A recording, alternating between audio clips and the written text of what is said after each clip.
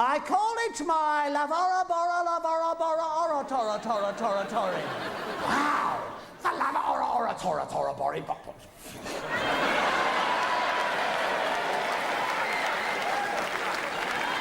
Lavora, Tori. Fucking close. Eddie, please explain. Well, it was after a particularly arduous night at the Lamb and Flag, followed by the obligatory 8 hours kicking in the police cell, when I came to. And I thought to myself, Richie, you've got your name wrong. Your name is Eddie. You are still pissed.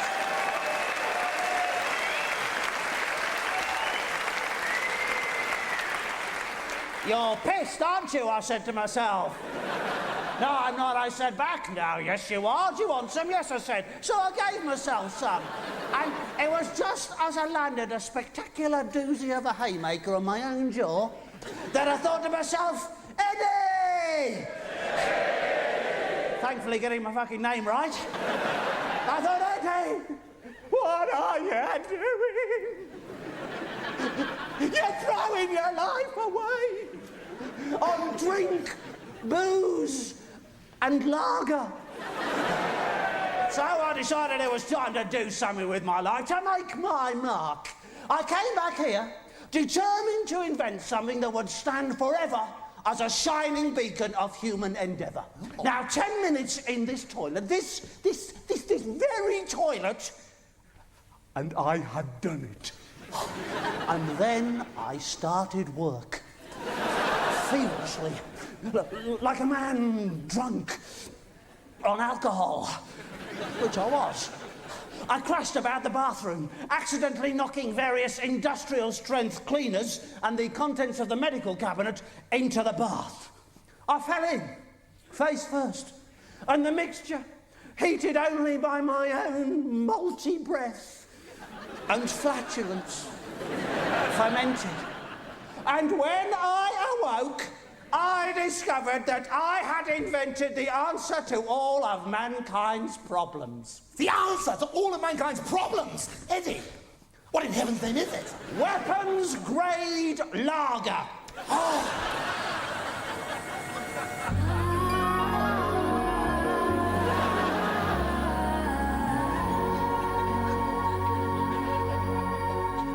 Weapons-grade lager. Crikey. Sounds like a pretty stiff tipple. What's it like? I can't remember. Every time I take a sip, I get completely pissed. Just one sip and you get completely pissed? Yeah, and there's no hangover. It is a drinking breakthrough. You mean there's none of that awful morning after feeling? There is no morning after. In fact, there's no day after. One sip and you go straight into a coma for the next 24 hours. You wake up at exactly the same time the next day, ready to start drinking again. It is a self-perpetuating drinker's paradise. But Eddie, this is marvellous. This could be the defining moment in British economic history. Eddie, we could set up a company and start to make proper money, like all the other ghastly middle-class twats do. Only better. This has got legs. Hey, Richie, I've got legs too. Well, I've 8 legs. Wow. Then all we need to do is some marketing. Oh, what is marketing, do you know? Well, it's just a load of old bollocks, isn't it? Hey, I've got a load of old bollocks. Well, that's the marketing sorted then. Weapons-grade lager. A self-perpetuating drinker's paradise. Eddie, small point. For the strongest drink ever brewed, a sort of hard man blitzkrieg liver-rupturing death juice, why have you called it GMTV? Because it completely fucks your mind.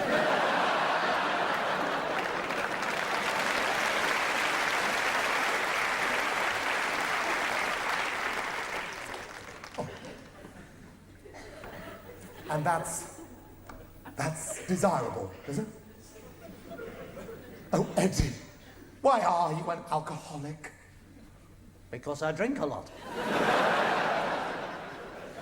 That is the word for people that drink a lot. And it's not easy being an alcoholic, you know. It takes commitment. It's not just a hobby. It's not just for Christmas. It's a way of life. This land is littered with failed alcoholics. Well, not this one, Brian. I'm a stayer. Oh, Eddie. Can't you see it's not doing you any good? Look at you. What's happening? We used to be friends. Good friends. But this drinking, it's... Oh. This drinking, it's... Can't you see what's happening to us? Ah, don't push me too far, Richie. Get off of my case. Cut me some slack, why don't you? Christ, it's just yada all day long. Oh, ease up, why can't you? I'm like, I can't believe it. Are you for real? I'm like, wake up and taste the coffee, guy. 2 sugars for me, please. Oh, that is just so last week. Are you happy now? I am up to here with you. Oh, well, I am up to here with you. Well, maybe we're the same height then. Whoa, don't go there.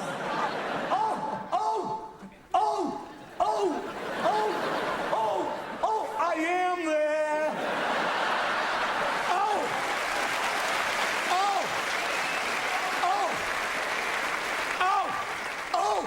Like whenever.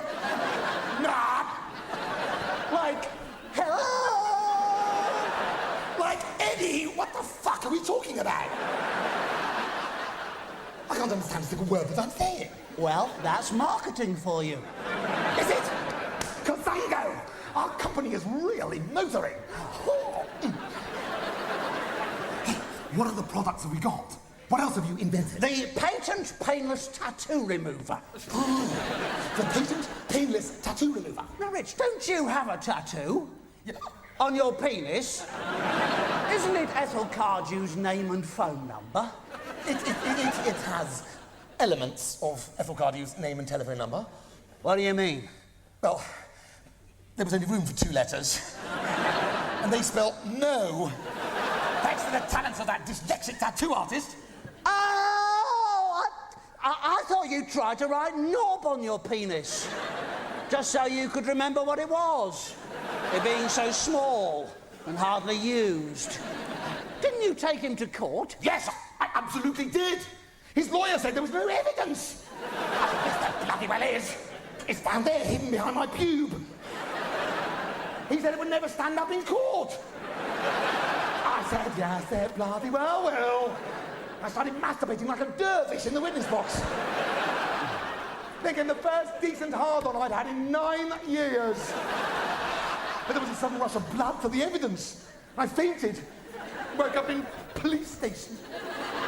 6 months they gave me for what they call gross indecency. Just for leaping around the courtroom, waggling my knob in the judge's face. It was his own fault anyway, for looking so beguiling in that wig. Reggie, this tattoo, is it unsightly? Embarrassing? Cramping your style? Why not get rid of it with Eddie's patent painless tattoo remover? Eddie, that's jazz. No, Richie. That's jazz.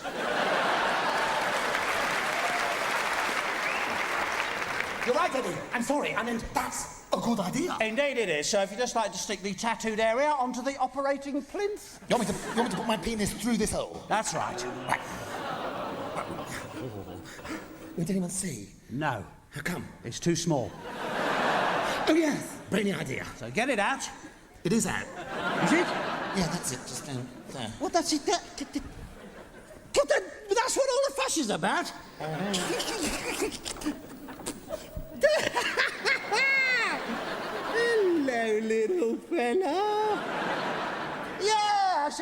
mean. It's sort of regularly formed in terms of shape and proportion. It's just logic dictates it should belong to a 6-inch high man. Well, a rather well-endowed 6-inch high man. That's right, Rich.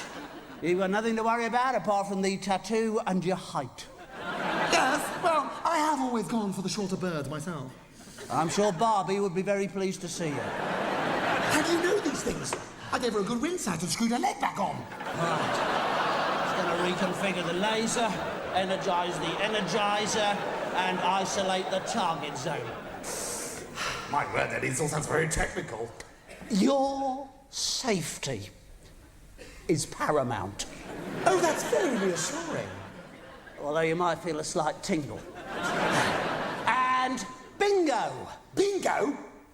Is that a medical term? It is round here, matey. Well...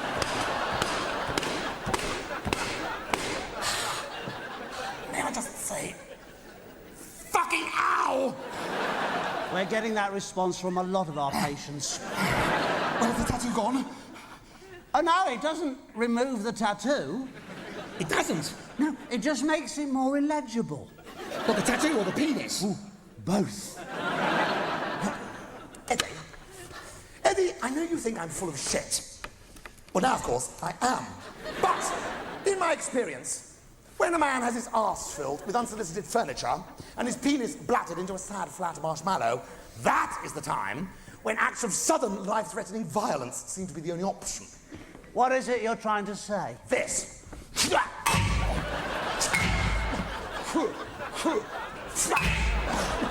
Bloody right! Fuck! What'd you do that for?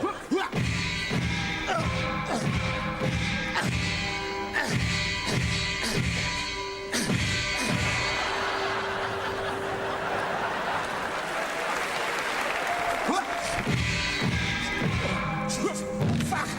Ow, Eddie! Ow, stop, ow! Stop, Eddie! Fuck, ow! I think I've hurt myself. Well, how did you do that? Sorry, correction. I think you have hurt myself.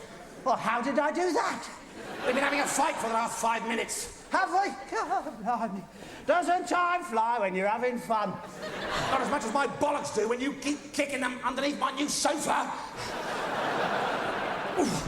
Oh, God. Hey. Hey, Eddie. What's this trunk? P. Richards. And whose trunk is this? It's mine. It used to belong to my old uncle. Your uncle? I thought you didn't have any relatives. Apart from that orangutan. That was thrown out of court. Yeah, but he climbed back in again. And anyway, how come your uncle has my surname? He was very bad at spelling. Ah, runs in the family. That's dysentery for you. It affects the spelling. But wait a minute. How come your uncle lived at my Auntie Marjorie's address? And look, there's my great-uncle, Lance Corporal Peregrine Richards. Look! And look, there's the Richard family arms. Ah, it's very impressive.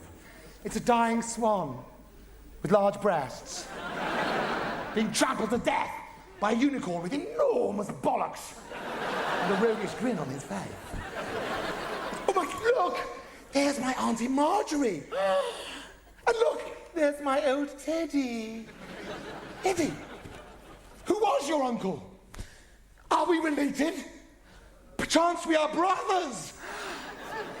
Eddie, I'm sure I somehow recall running naked down the sands at Hove, being beaten senseless by my Uncle Sigismund with his belt. I'm sure there was another naked boy there. Was it you? Come here, dear brother! Embrace me! No. I am not your brother. Oh, all right, I admit it. I've got no uncle. It was your uncle. The trunk was sent to you. Eddie,